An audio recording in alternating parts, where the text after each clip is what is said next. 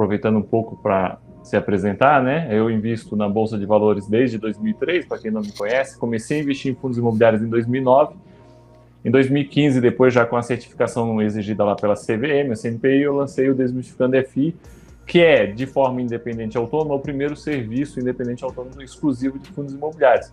Curiosamente, salvo engano, é o mesmo ano de surgimento do Clube FI, que, curiosamente, eu e o Rodrigo Cardoso somos quase vizinhos, eu sempre brinco com isso. Apesar de nós estarmos longe do Sudeste, nós somos praticamente vizinhos. Hoje eu estou a muitos quilômetros de distância de Florianópolis, né? Mas sou praticamente vizinho do Rodrigo Cardoso, com quem também tem aí um relacionamento de longa data aí com o Clube FI, que com certeza é a principal plataforma hoje de busca de dados e informações do universo de fundos imobiliários. E aí, quando eu iniciei o Desmistificando FI, o objetivo era esse mesmo, Daniel, ir a fundo nos detalhes de cada fundo imobiliário, conhecer, trazer para o assinante, para quem me assinaria, realmente essas informações mais detalhadas para conhecer. Eu sempre digo que você conhecer aonde você está investindo, fica muito mais fácil você passar por aquele momento emocional. Então, aquela arrebentação emocional que nós estamos vendo agora, ela fica mais fácil de passar quando eu conheço o racional de forma melhor. Então, foi esse o trabalho que eu busquei desenvolver ao longo dos anos e continuo desenvolvendo até hoje. Muito legal. Uma breve apresentação do que é o Desmistificando FI, quem é o Rodrigo Medeiros, para quem não conhece. O relatório do Medeiros é assim, se precisar, ele mostra ônus reais do imóvel. Se precisar, se tiver um problema na justiça, ele vai lá e pega o auto do processo do fundo contra o outro, contra o inquilino, ou do inquilino contra o fundo, ou qualquer coisa do gênero. E é muito interessante, porque assim, é uma profundidade que eu particularmente não conheço no mercado, e olha que eu escrevo relatório de fundos imobiliários, mas é muito bom, é muita profundidade, realmente. Esse das ações, só uma curiosidade, Daniel, te interrompendo antes do Cardoso falar, esse das ações judiciais já teve episódio de gestor me ligar e dizer, mas como que tu achou essa ação se nós não fomos citados ainda, né? Porque você fica ali pesquisando, e às vezes eu acho a ação antes mesmo do gestor achar, e aí já tá lá no meu relatório, ele diz, mas cara, eu fiquei sabendo da ação pelo teu relatório, não tem cabimento. É isso. É impressionante. E agora eu vou passar aqui para o Rodrigo Cardoso fazer a primeira, Rodrigo Cardoso de Castro, para fazer a primeira, ele se apresentar e falar um pouquinho do Clube FI, como é que está o Clube FI hoje, que na minha visão também é a principal plataforma de fundos imobiliários. Depois que fizeram o FI Professional, o FI Data Professional passou a ser melhor ainda do que já era, embora o outro, a assinatura tradicional já tenha bastante coisa, o outro trouxe uma abrangência que, sinceramente, eu acho que antes só gestor profissional que conseguia. Então, queria aproveitar para passar para você e falar um pouquinho sobre o Clube FI e falar de você também, por que essa paixão toda por fundo imobiliário. Tá bom, Daniel, muito obrigado pelo convite, é um prazer estar participando aqui do primeiro evento seu, cumprimentar meu amigo Rodrigo Medeiros também e toda a audiência. Dizer também que é um grande privilégio para a gente ter vocês dois aí como parceiros nossos, né? Boa. Porque vocês estão lá, tem relatórios lá do Daniel, tem a carteira recomendada do Desmistificando FIIs. Então, realmente, o que a minha carteira recomendada também. Tem a sua também, exato, tem a sua também. E o que você falou do Rodrigo, eu assino embaixo, mas das suas análises também, que realmente são muito boas, né? E realmente o fundo imobiliário para mim foi assim, eu já tinha uma vivência lá da minha família que investia em imóveis desde a década de 50, mais ou menos, que era do meu bisavô, e cerca de aproximadamente 2009 eu descobri os fundos imobiliários, né? E me apaixonei instantaneamente, porque eu sou um cara do mercado, eu sou um cara de TI, né? Eu não sou um cara do mercado financeiro. E quando eu vi que você tinha uma oportunidade de você participar do mercado imobiliário, digitando um código de 6 caracteres, eliminando toda a burocracia envolvida no mercado real, eu tive a ideia eu propus à família a venda, iniciar um processo de venda dos imóveis para a gente trocar por fundos imobiliários. Isso, a gente começou a fazer esse processo em 2009, e desde então, conforme a gente ia vendendo esses imóveis, a gente ia mais do que dobrando a renda, porque a gente, no caso, os imóveis que a gente tinha era classe B, eram salas comerciais. Quando era bem alugado, estava alugado por 0,4%, tinha que pagar imposto de renda, sobrava para a gente menos de 0,3%. E quando a gente trocou por fundos imobiliários, a gente aumentou a diversificação, mais do que dobrou a renda, então para a gente foi uma transformação muito grande. E nesse momento, quando eu vi, era tanta vantagem, porque quando eu conheci os fundos imobiliários, como eu não sou um cara do mercado financeiro, eu demorei muito para acreditar que fosse verdade. Eu falei, como é que pode? Qual é a pegadinha que tem aqui? Como é que esse negócio é melhor e dá mais ainda por cima, né? Isso tem alguma coisa aqui. Eu fui investigar a fundo e vi que realmente era isso e que tratava-se apenas de um mercado que não estava difundido, né? E eu, quando a carteira da minha família começou a crescer, ali em 2013 mais ou menos, crescer bastante, eu desenvolvi uma aplicação para uso pessoal, uma aplicação desktop, para poder fazer o registro de todas as informações dos fundos que a minha família, que a minha família tinha. E aí depois eu vi que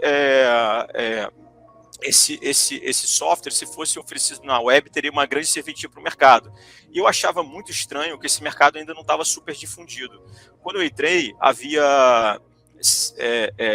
em 2009, havia, se não me engano, 12 mil investidores. Tá? Quando a gente lançou o Clube FI, tinha aproximadamente 100 mil investidores. Né?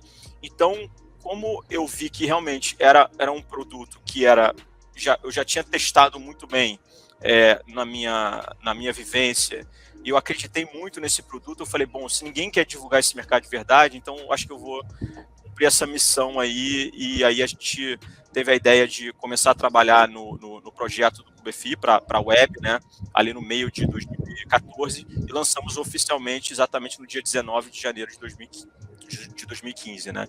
Então hoje ele é um grande centro de informações e a gente coleta todas as informações através de algoritmos que nós construímos para centralizar tudo e dispor essas informações de uma forma que o investidor consiga fazer uma leitura rápida e fácil, porque uma coisa legal também é que, por exemplo, eu não sei ler balanço de empresa, por exemplo, e o fundo imobiliário ele é muito mais fácil, então isso foi uma outra coisa que foi legal também, que o Clube FI foi desenhado de uma forma que um público mais leigo, que está acostumado com imóvel, por exemplo, consiga fazer uma leitura mais fácil. Então, por exemplo, por que o fundo caiu a renda? Por quê?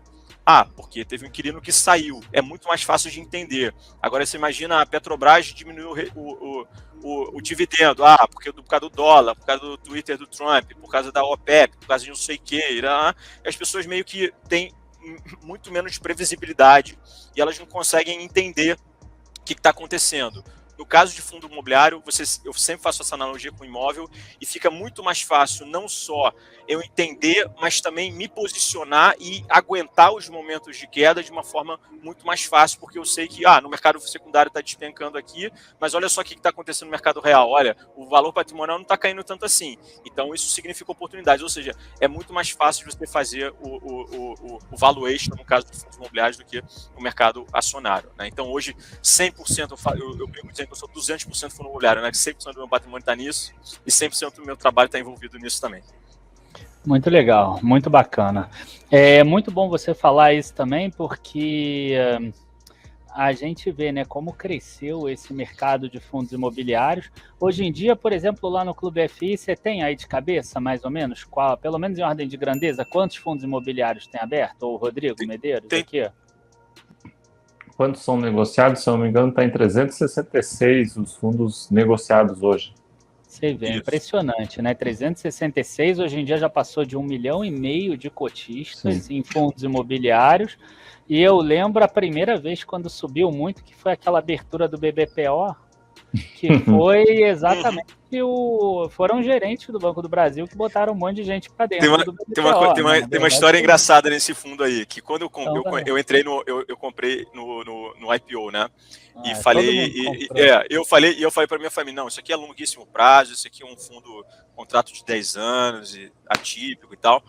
E aí eu comprei o fundo, aí subiu 20%, me lembro disso, subiu 20% no primeiro dia, e eu falei que era longuíssimo prazo, e eu vendi no segundo dia, porque subiu 20%, eu tava imaginando que eu tava fazendo uma projeção que não, e vai, acho que 20% daqui a uns 2 anos, mais ou menos, alguma coisa assim, mas pelo primeiro dia Aí eu vendi no primeiro dia. O longo prazo às vezes chega muito rápido. Isso. É isso. Exatamente. E foi legal você falar essa história, porque a nossa live de hoje, né, tem exatamente esse viés, né? Porque o painel ele quer falar sobre exatamente isso. Os FIIs eles ficaram muito amassados, até eles subiram aí já nesses 7, 8 dias, mas se a gente calcular lá desde 2019, né, a gente ainda tem uma queda expressiva aí de quase 20%. Então, a recuperação dos FIIs vem em 2022, mesmo com um cenário mais difícil em termos de eleição, de juros e etc., sabendo que o mercado sempre antecipa, né? E já que antecipou 2022, será que talvez em 2022 já não antecipe a recuperação em 2023? Qual é a opinião de vocês? E se está barato ou não também, que é uma coisa que o pessoal sempre pergunta. Olha, não, tudo bem, vai lá. Porque eu gosto de ficar rodando aí da última vez que terminou, eu ia passar para ele. Mas tudo bem. Eu sou bem cético diante dessa recuperação que a gente está observando agora, né? Os juros futuros está caindo, aí todo mundo fala, o pior já passou. Eu me lembro dessa história também, lá no início da pandemia, quando teve aquele monte de circuit breakers, né? Foram 6 circuit breakers, né? E o mercado ensaiou uma recuperação em V. E aí eu me lembro o pessoal falando, não, agora quem perdeu aquela oportunidade agora já era, não vai ficar mais barato e tal. O mercado deu uma recuperada boa, rápida, e depois ele começou e eu sempre fui bem cético em relação a essa recuperação. Falei, olha, pode até ser, mas, sei lá, pode ser que fique mais barato. Eu não me surpreenderia se isso acontecesse. É que aconteceu passou mais uns meses e teve o mercado devolveu todo esse ganho e hoje os fundos, mesmo com essa recuperação recente, os fundos de tijolo, principalmente escritórios, encontram-se em patamares abaixo do fundo formado lá no auge do coronavírus. Então, assim, o que eu quero dizer com isso não é que eu estou pessimista, é que eu estou cauteloso. Tá? Porque tem um grande porém nessa análise. Eu acho que o mercado pode ainda descer de novo, pode ter mais uma onda de queda. A gente tem que lembrar que tem essas novas cepas aí, que sempre aparece alguma surpresa nessa questão aí do coronavírus. Tem eleições, a gente está em vias de eleger um condenado em 2022, isso aí pode ser muito perigoso para o mercado. Mas nós já estamos hoje com yields, fundo de escritório, tá? Na casa de 8% ao ano, com vacância, que está em torno de 20%. A gente tem que lembrar que vacância é upside de renda. Só que o que eu chamo a atenção para o investidor é o seguinte, sim, está no momento espetacular para montar a posição. No entanto, o investidor tem que estar preparado para grande volatilidade que a gente vai observar e que esses preços podem sim ainda existe uma chance não desprezível de eles ficarem em patamares menores do que a gente observou recentemente. Então essa mini recuperação que a gente está vendo agora, para mim é uma análise de curto prazo, para mim não significa absolutamente nada. Ainda assim, estou comprando cotas de fundos imobiliários, estou achando esse momento oportuno, mas sempre com essa expectativa de que, olha, o negócio pode descer mais ainda e a gente tem que estar preparado para isso e não se assustar com essas quedas. Tá? Legal. Ô, Daniel, tu sabe que quem está nos ouvindo quer que eu responda sim, vai subir ou não, vai continuar claro. assim, vai baixar, né? Todo mundo a maioria das pessoas vão querer essa resposta bem simples e objetiva, que infelizmente não tem como mudar, né? Acho que a primeira questão que vem é uma pergunta. Você falou assim, olha, desde 2019 caiu muito, vai se recuperar em 2022? Mas peraí, vai se recuperar comparado ao quê? A final de 2019? Não, porque final de 2019 estava preços irracionais para cima, né? Hoje nós vemos preços irracionais para baixo. mas no final de 2019 nós tínhamos FOF sendo negociada 2 vezes o valor patrimonial. 2022 vai chegar nesses patamares? Na minha visão, chance mínima disso acontecer, né? Aí o ponto que nós temos que nos questionar de novo, recuperar o quê? Né? Recuperar a cotação ou recuperar a renda? Eu acho que esse é o grande ponto, esse é o grande ponto de avaliação dos fundos imobiliários. Recuperar a cotação, nós temos muitos fatores, entre eles emocionais, desses 1 milhão de investidores que vieram nos últimos 2 anos, que às vezes não têm um conhecimento suficiente e que podem influenciar nas cotas. E aí nós podemos, vou falar um pouquinho mais adiante. Agora, quando eu penso em recuperar a renda, né, aí sim, eu acho que em 2022 nós continuamos recuperando renda, fundo de shopping deve continuar melhorando, vai ter alguns solavancos, alguns shoppings ainda vão precisar de mais tempo para se organizar, mas nós já vemos fundos de logística com muita capacidade de repasse de inflação para os seus aluguéis. Os fundos de lajes ainda geram algum nível de dúvida, mas já conseguimos ver pelo menos o repasse de inflação para os seus aluguéis, ainda gera alguma dúvida sobre as ocupações, mas já dá sinais de melhora. Agora, um ponto de acompanhamento que eu tenho destacado, já deve ter uns 2 meses, né, tanto no meu research quanto no meu canal do YouTube, é a questão dos fundos de recebíveis, que são a grande atração dos fundos imobiliários nos últimos 2 anos, em que se o Copom, se o Banco Central for suficientemente eficiente na alta de juros para baixar a inflação, os fundos de recebíveis vão ter queda de rendimento. Isso é algo indiscutível dentro desse mercado. Então, aí fica a minha grande questão. Quanto isso pode afetar nas cotas e quanto isso pode afetar no IFIX? Então, assim, olhando para 2019, na minha opinião, não tem condições de voltar aquelas cotações. Olhando do aspecto de renda, sim, 2022 vai ser melhor do que 2021. Isso, para mim, está muito claro.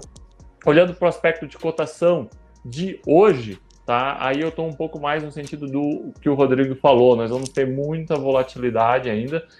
Nós vimos... Eu insisti várias vezes nas últimas semanas de que as quedas estavam sendo ocasionadas pelos fundos de pensão. Nós vimos bem claramente que os fundos que mais caíram eram os fundos que tinham fundos de pensão como cotista, e parece que realmente foi isso que aconteceu. Nós não temos 100% como afirmar isso, né? Mas isso ficou muito claro pelo fato de que caiu muito forte e subiu muito rápido, né? Nós continuamos tendo uma entrada muito maciça de pessoas físicas, cada vez mais aumenta, então você vê essas quedas, você vê juros subindo, e mesmo assim, os fundos imobiliários continuam aumentando o número de investidores, pessoas físicas neles.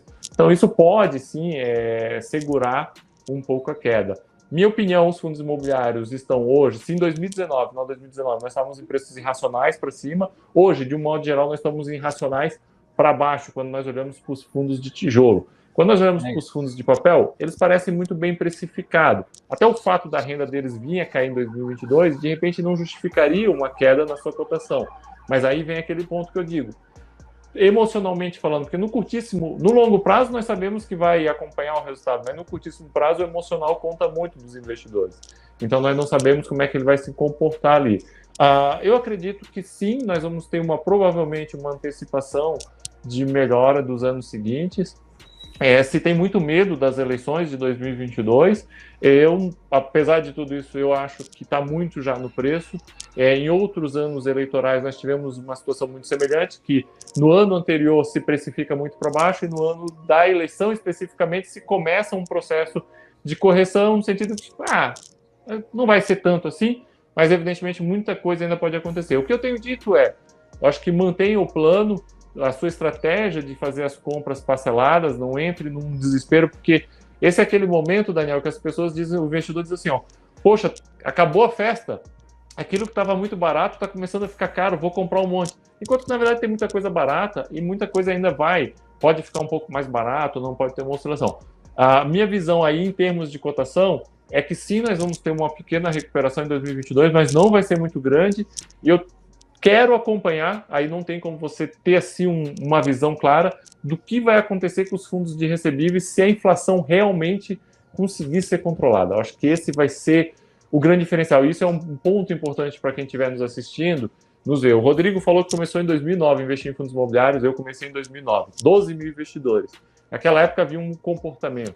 Depois veio 2013, foi quando eu lancei o blog. Curiosamente, foi quando ele começou a criar a estrutura do Clube FI. Também tinha lá 80 mil investidores. O comportamento dos investidores era um. Veio a crise de 14 a 16, cento e poucos mil investidores. Hoje é 1,5 milhão. 1 milhão chegou nos últimos 2 anos. Então, você tentar dizer vai acontecer isso é você querer errar. Você não vai ter muita opção. O que você consegue acertar é não volta para o preço de 2019, com certeza, de final de 2019. Aquilo era preços absurdamente irracionais. E isso é muito claro. Eu lembro que em janeiro, quando eu lancei em janeiro de 2020 a reestruturação da carteira desmistificando a FI, eu tirei diversos fundos de tijolo e acrescentei muito papel, porque os preços estavam muito irracionais no fundo de tijolo. E agora, no próximo ano, a minha visão é o quê? É uma melhora de rentabilidade, então o rendimento em reais tende a melhorar. A cotação, o que está muito descontado, evidentemente que vai corrigir. O que eu quero observar são os fundos de recebíveis. Qual vai ser o comportamento desses investidores numa possível queda da renda? Boa, fazer um complemento rapidamente aqui, é que a minha carteira de tijolo, que eu tenho, a grande parte da minha carteira é tijolo, principalmente escritório, ela está mais barata do que quando eu comprei lá em 2017.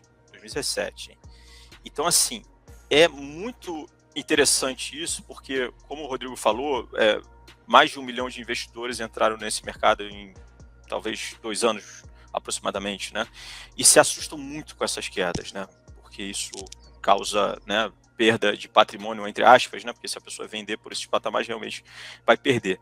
Mas é uma oportunidade que, pelo menos no meu caso, né, como eu sou investidor de longo prazo, de aumentar a minha posição com preços muito descontados, que como eu estou acostumado também, né, tive essa vivência do mercado imobiliário real, que você não vê essas oportunidades. Você tenta, por exemplo, comprar um imóvel que está com 100% de vacância no mercado imobiliário real e falar assim, olha, eu quero comprar seu imóvel aí, eu quero que você me dê 50% de desconto porque está com 100% de vacância. O cara vai dar gargalhada na sua cara. Né? No mercado de fundo imobiliário você consegue fazer isso de vez em quando, ou seja, você tem oportunidade, você tem essas janelas de oportunidade onde você consegue aumentar suas posições por causa de eventos como esses aí, que são temporários de vacância, por exemplo. Então isso realmente é uma janela extraordinária que a gente está vivenciando, mais uma vez reforçando, né, o fato da gente estar com grande possibilidade de vir mais volatilidade aí, né? E nem precisa comprar o imóvel inteiro, né? Você pode comprar uma cota, 2 cotas. Fora aí, só de vantagem pode ficar aqui 6 horas falando. Falar né? aí 6 horas falando, exatamente. Exatamente. Então, quer dizer, você compra um pedacinho do piso lá, você já tem uma cota ou 2 cotas e você ganha proporcional a isso. E a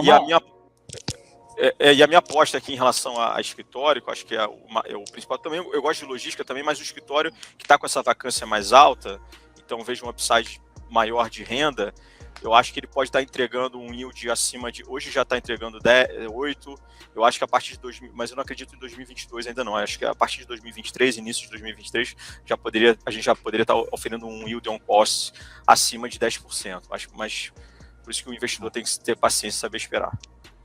Eu quero trazer ainda 2 assuntos aqui. O primeiro deles é o seguinte, desses 1 milhão de pessoas que entraram na Bolsa, né, em fundos imobiliários nesses últimos 2 anos, como o Medeiros falou, pegou um período de inflação em alta e agora de juros em alta. Então, o que eu percebo, e até pelas emissões que aconteceram e pela adesão dessas emissões, é que provavelmente 80% a 90% dessas pessoas investem em fundos de recebíveis high yield, tá? Pelo menos é o que eu penso. E até a gente percebe isso pelo IFIX, né? O IFIX, que o fundo de recebíveis era um percentualzinho pequenininho, hoje em dia já são 32% ou 33%, se eu não me engano. Então, 1/3 do IFIX hoje são fundos de recebíveis, boa parte esses fundos novos, até a high yield, né? Que a gente começa a ver e que, bem ou mal, nos últimos meses estão entregando 1,3, 1,4, até 1,8, né? De yield, por exemplo. E eu, né, lá dentro da minha carteira recomendada, eu já estou fazendo um movimento inverso. Dessa vez, não é que eu zerei fundos de recebíveis, mas a gente já reduziu a exposição, que era de 45% para 25% agora. E quem sabe em maio a gente vai reduzir mais ainda, porque realmente eu estou vendo um movimento muito mais favorável ali, um desconto muito maior no tijolo. Por quê? Porque quando o Rodrigo Medeiros ele fala que em 2019 o preço estava irracional, eu concordo que estava irracional. Só que o custo de construção lá e o custo de construção hoje são completamente distintos. Né? Ninguém, não precisa ser nenhum craque aí para saber que o custo do tijolo subiu, do cimento, do ferro, terreno, e etc., ou até da mão de obra do terreno. Então, hoje, para você construir o mesmo imóvel que esse fundo imobiliário tem em carteira, você paga muito mais caro. Se um fundo tiver que fazer um retrofit, ele vai pagar muito mais caro do que ele faria lá em 2019. Então, o quanto que vale se a gente colocar aí essa inflação do INCC, por exemplo, do custo de reposição, no valor atual, né? Quanto valeria realmente os imóveis hoje? Né? Muitas vezes o laudo de avaliação é feito pelo fluxo de caixa. Então eu queria que vocês comentassem um pouco desses dois pontos, né? Das pessoas que investem baseado nesse yield que está completamente fora do valor, nos recebíveis, e a questão do custo de reposição dos imóveis. E aí vocês podem começar quem quiser. Legal, vou começar então. São dois pontos. Um ponto acho que importante, Daniel, que na minha visão é realmente essa entrada desses investidores. Quando você fala isso, você não, vamos assim dizer, menospreza a capacidade desses investidores. 1 milhão que chegaram nos últimos 2 anos, parece que você está falando assim que o termo que eu não gosto muito de usar, o pessoal gosta, os sardinhas entrarem e vão ser fritados, e não é bem assim. Então são investidores que ainda estão na curva de aprendizado, né? Eles chegaram agora, então estão na curva de aprendizado. Uma coisa somos nós, que estamos aí 12, 15, 18, 20 anos, se eu não me engano, tu está 21 anos no mercado. Outra Ações, coisa... fundos imobiliários bem menos. Mas tudo te leva a um conhecimento, né? Tudo te leva a um conhecimento crescente, né? Eu comecei a investir em ações em 2003, então são 18 anos. Você tem um conhecimento crescente. O conhecimento é assim, cresce. Então, quando você pega um investidor que está há 2 anos, ele também está na fase de conhecimento crescente. Então, é normal. E aí, uma coisa só que me chama muito a atenção, do porquê da preferência até deles pelos fundos de recebíveis, pelo seguinte, nós, e aí eu digo nós, porque nós querendo ou não, nas redes sociais e tudo mais, influenciamos muitas pessoas, fomos muito eficientes para trazer um grupo muito grande de investidores para fundos imobiliários. Mas nós fomos ineficientes, e isso não é uma crítica, é só uma constatação, ao não trazer investidores de imóveis para fundos imobiliários. São poucos ainda os investidores que saíram como o Rodrigo Cardoso, tinha investimento em imóveis e fizeram a migração forte para fundos imobiliários. O que nós vemos é o quê? Foi muitos investidores que investiam em renda fixa, com a Selic a 2%, tiveram que migrar para investimentos com um nível de risco um pouco maior e viram no fundo imobiliário uma segurança maior. Quando você começa a ter aquela explosão da inflação e os fundos de recebíveis pagando um horror de rendimentos, viram um atrativo fantástico. Todo mundo pode falar. E tá perfeito, Eu não comecei ainda o processo que você falou de redução da carteira recomendada em fundos de recebíveis, mas provavelmente em algum momento vai chegar também, porque é um ponto que eu tenho insistido, não a ponto de zerar, porque eu acho que não faz sentido de repente zerar. Só te cortando, eu não estou migrando porque eu acho que fundos de recebíveis estejam ruins, até porque eles já caíram, eles já estão próximos do valor patrimonial. É só que eu acho o desconto dos fundos de tijolo muito expressivos para eu não aproveitar. Tá? Só para deixar isso claro. Eu concordo. E eu, por exemplo, cheguei a pensar em fazer essa troca, só que eu fiz trocas de fundos de recebíveis que, na minha opinião, ficaram caros por outros fundos que não estavam tão caros. Um deles, eu não sei se tu já entrevistou, se tu ainda vai entrevistar aí o Giareta e o... Amanhã eles estão aí. Ah, tá, o Giareta e o Lucas, né? E vem o Cabeça também, vem o Lucas, Araújo, né? Fonte. Vem o Araújo Fonte, vem o Evaldo? Legal. Então, 35 anos de história de mercado imobiliário, vai ser bem bacana amanhã. Então, e ali foi um ponto, peguei, no ponto mais baixo, então consegui fazer esse giro. Mas assim, por isso eu acho dessa grande preferência desse novo investidor pelos fundos de recebíveis. Me parece um processo normal. Agora, com certeza, quando você olha com lupa o setor de tijolos, que às vezes fica um pouco de lado para esse investidor, porque fica naquela ideia, poxa, mas a inflação vai ficando acruada no imóvel, quando que eu vou receber essa inflação? É difícil para eu observar, por quê? Porque eu não sou investidor de imóveis, eu não vi nos imóveis. Eu vi da renda fixa, então eu estou acostumado a ler essa ideia da renda fixa. Então os fundos, porque um fundo de papel nada mais é do que um fundo imobiliário que investe em renda fixa, né, Daniel? Sim. Então isso é importante. Quando eu olho para o fundo de tijolo, aí vem isso que você falou. Teve um relatório da RBR, deve ter mais ou menos uns 4 meses, e que eles divulgaram um dado muito interessante, eu fui pesquisar e esse dado fecha com outros dados, que para construir um galpão logístico hoje no Brasil, o custo dele nos últimos 18 meses aumentou em mais ou menos 28%. Você imagina, o custo de construção tem aumentado em 28% em 1 ano e meio. É uma explosão muito forte. Nós fomos lá para o GRI, foi aí uma organização do Clube FI, e o que nós vimos lá? Nós vimos gestores de empresas dizendo que estavam dando um stop, né, uma pausa nos projetos logísticos, porque eles não estavam mais sendo rentáveis, dado o custo de construção e o aluguel que o mercado praticava. E aí o que isso acaba levando, que nos mostra? É que realmente o custo dos imóveis ficou muito elevado e nós estamos entrando naquilo que nós sempre chamamos uma nova fase do ciclo imobiliário. O ciclo imobiliário tem fases e essa nova fase que nós estamos vendo é o quê? Provavelmente uma fase em que nós vamos ter que ter o aumento dos aluguéis para compensar esse custo de construção civil. Aí sim, para quem sabe, nós podemos ter mais construção lá na frente. Então, e por isso que eu disse, na minha visão, o que vai recuperar 2022? A rentabilidade recupera. Na minha opinião, a rentabilidade recupera. Isso vai valer para logística, isso vai valer para escritório, isso vai valer para shopping. Cada um dentro da sua realidade. Mas o custo também, esse custo inflacionário que nós temos hoje no país, vai acabar influenciando isso. Então, sim, os fundos de tijolo acabam sendo esse atrativo. Mas até por causa dessa questão do investidor gostar muito da ideia do yield elevado dos recebíveis, de todo esse processo, nós não podemos ignorar. É um processo inflacionário que foi muito forte. E esse processo inflacionário, até ser repassado para os imóveis, ele é longo e é difícil. Nós temos o costume, às vezes, de dizer que investir é simples, e não é assim tão simples.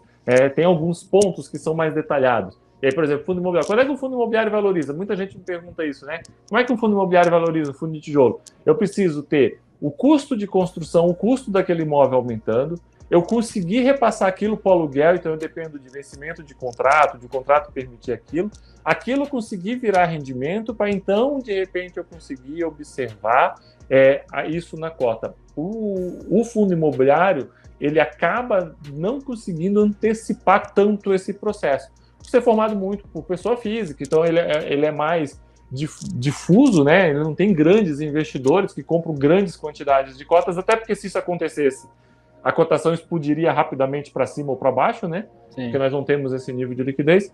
Então, assim, para os 2 pontos que você perguntou, eu acho que vem muito disso. A preferência pelos fundos de recebíveis surge pelo o movimento que aconteceu desse 1 milhão de investidores, que na verdade eles vieram realmente da renda fixa, onde sempre vem o meu receio de como é que esses investidores vão se comportar quando ele começar a olhar que o CDB do banco dele paga 12% e o fundo imobiliário paga 7%. Qual vai ser o comportamento dele? Porque o correto é nós sempre olharmos o juro futuro. Esse é o correto, esse é o racional, isso é o que nós ensinamos e nós aprendemos, isso é o que está nos livros.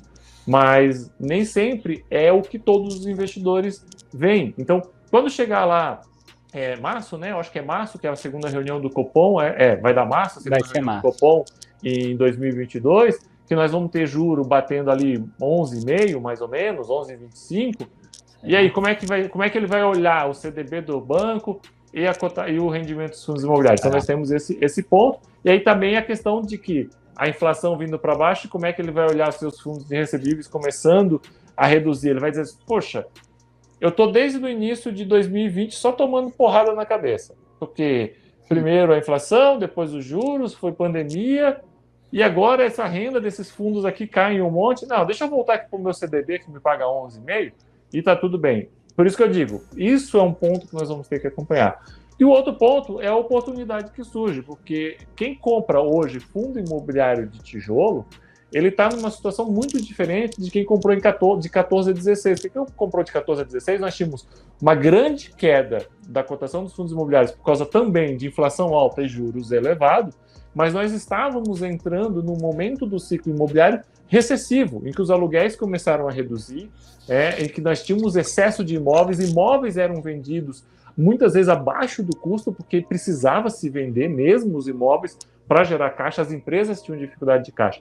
Hoje, o que nós temos? Nós temos, de novo, juros subindo, inflação alta, mas nós estamos num momento de estabilidade para o ciclo imobiliário, né? Cada setor tem uma dinâmica um pouquinho diferente, mas nós temos as empresas muito mais capitalizadas, nós temos a inflação impactando o aluguel, nós não temos mais aquele excesso de imóveis, nós temos uma demanda por galpões logísticos muito grande, então você precisa olhar para esse lado. Investir em fundo imobiliário não é olhar só para juros e inflação. Juros e inflação nos dá uma dinâmica de curtíssimo prazo. O longo prazo vai ser dado pelo ciclo imobiliário, pela economia, pelo PIB, entre outros fatores, né? Então, eu vejo hoje como uma oportunidade, uma das melhores oportunidades para se comprar realmente fundo imobiliário de tijolo, mas ainda alguns meses com esses fundos de recebíveis vão continuar pagando muito rendimento, porque a inflação... Boa. Né? O Gilberto aqui está falando, que aula, muito boa. Agora, o Rodrigo Cardoso agora. Essas duas questões aí, se você conseguir resumir para a gente não passar muito tempo. Sim, vou fazer com relação ao custo da construção e os FIIs de recebíveis que acabaram pagando 1,3, 1,4, 1,5. Então, eu acho que essa corrida pelos CRIs, como o Rodrigo falou, eu acho que tem tudo a ver com a quantidade de investidores que entraram no mercado recentemente. Então, são pessoas novatas. Isso reflete uma análise simplória a famosa busca do yield, né? Então tá todo mundo olhando para o yield. Então, um cara que está começando agora, que não tem conhecimento adequado desse mercado, a primeira coisa que ele vai olhar é yield. O que está dando maior yield? É o fundo de recebíveis, mas ele não sabe exatamente o risco que ele está correndo se essa inflação começar a se controlar nos próximos meses, né? Então isso realmente pode ter um impacto extremamente relevante e dar susto em muita gente, né?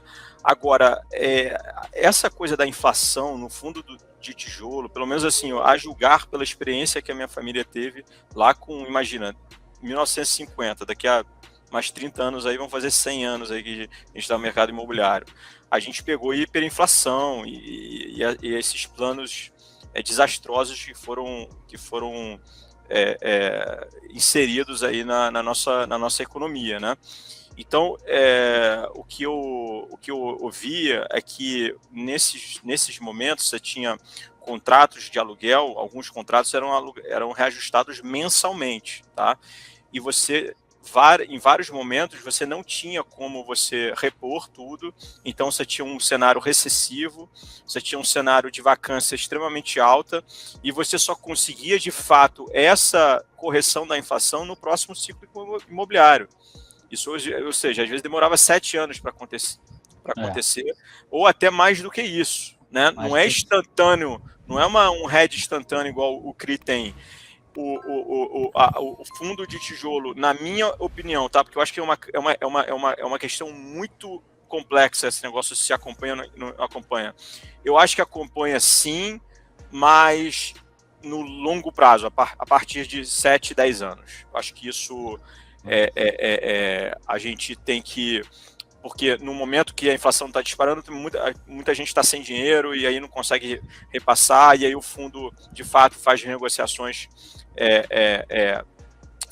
que até diminuem o preço do aluguel, né? Então você não tem repasse nenhum, pelo contrário, às vezes você deixa o aluguel mais barato, isso acontece, mas é aquela coisa. Para mim é muito fácil falar, porque eu estou acostumado com isso. Já passei por vários ciclos e eu sei que uma hora se ajusta. Por isso que eu falo, né? Algumas pessoas falam, pô, você é agressivo pra caramba, 100% fundo imobiliário e tal. e eu digo que, olha, eu não me considero agressivo por causa do prazo que eu tenho para investir nesse mercado, né? Eu não invisto nisso pensando no prazo de menos de 10 anos. Para mim seria uma loucura, eu acharia um investidor super agressivo se ele investisse em fundo imobiliário falando assim, vou investir para daqui a 1 ou 2 ou 3 anos aqui ter um retorno interessante. Eu diria que eu não faria, eu não teria coragem de fazer isso, tá? Então por isso que a questão do longo prazo, ela realmente, no mercado de tijolo principalmente, ela é fundamental. Se não for feito disso, você pode até se dar bem, mas vai estar fazendo futurologia. Boa, muito legal isso que você falou. E para mim, por exemplo, eu invisto para a vida toda. Mas você nunca vai sacar o dinheiro? Cara, eu quero sacar rendimento, eu não quero sacar principal. É isso, eu vou deixar para a vida toda. O fundo imobiliário, na média de 10 a 15 anos, ele vai te devolvendo tudo que você investiu via rendimentos. Isso. Então você já pode, porque assim, quando eu falo, 10 anos, nenhum monge budista teria essa paciência. Eu não tenho paciência de esperar 10 anos, não. Por quê? Porque eu já usufruo da renda no mês seguinte. É isso. Entende? Porque no caso do fundo de tijolo, você, de certa forma, você pode gastar até quase 100% do teu...